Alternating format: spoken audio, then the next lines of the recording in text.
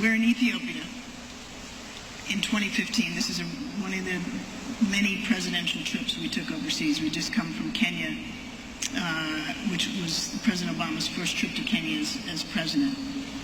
Lots of enthusiastic crowds, as you'll recall. In Ethiopia, the first night we were there, after the state dinner, I went back to my bedroom as usual and planned to get ready for bed, and there was a knock on the door. And it was Anita Decker Breckenridge, the White House traveling chief of staff, deputy chief of staff, but playing the role of chief of staff. And I'm still in my gown, and she says, "You got to come with me."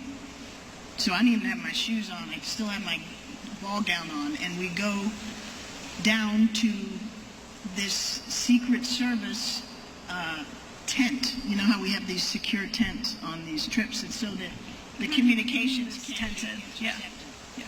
And we go into this secure tent, and in it is the head of the President's Secret Service detail, a number of other senior agents, representatives from our embassy in Addis Ababa who were on the security side of the embassy.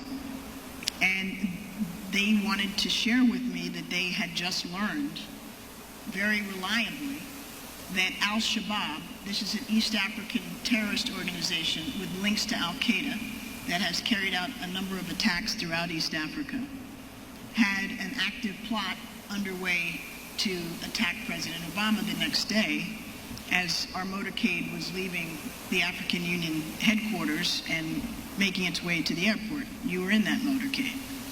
So was I. So we get this information. Obviously, we take it very seriously. I call back to Washington to make sure that we're putting all of our assets on trying to chase down this threat stream. We're in communication with the Ethiopian security forces, who are actually quite capable and efficient, if also very ruthless.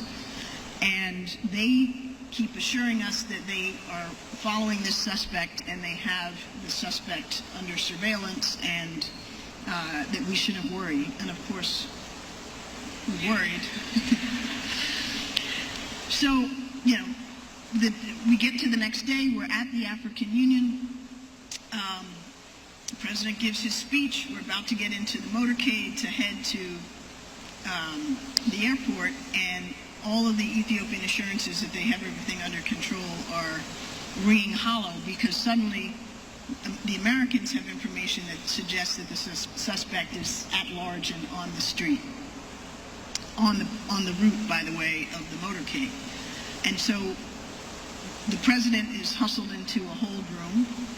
He's getting increasingly frustrated because he doesn't know why precisely he's being effectively detained by his own people in this hold room and prevented from flying back home. Oh, right. And I'm in a meeting with the Ethiopian Prime Minister and several of my colleagues, trying to underscore to the Prime Minister how concerned we are and that we can't actually move the president until we get this resolved. So my friend and colleague Gail Smith, who lived for many years in Ethiopia, she hosed you down. Speaks, the one who hosed me down, right. Yes. Speaks Amharic, is on the phone with the head of Ethiopian security, and she's saying to this guy, "We've got a serious problem. We have reason to believe this guy is on the loose." And he's like, "It's not a problem." And she's like, it really, we're very concerned, it's a problem. He says, "Gaily, it's not a problem." And she says, "How can it not be a problem? Where is this guy?" And finally the security chief says, "He's with me at the airport." And we're like, "He's with you at the airport?" "Yes, he's in my car." And I'm thinking, he's buried in this trunk and he's not getting out. And in fact, he was in custody. I don't know where in the car. I never asked. The Secret Service verified that this was the case at the airport, and we were able to move the president and you onto Air Force One seamlessly, and we took off. And I don't know if you recall that we took off at the most extraordinarily steep ascent that I've ever been on, except in a war zone. And that was, we were getting the hell out of Dodge. And you all never knew? No. We had to tell the president when we were wheels up what had actually gone down in great detail. We had a few extra drinks on the way home. Probably a good idea.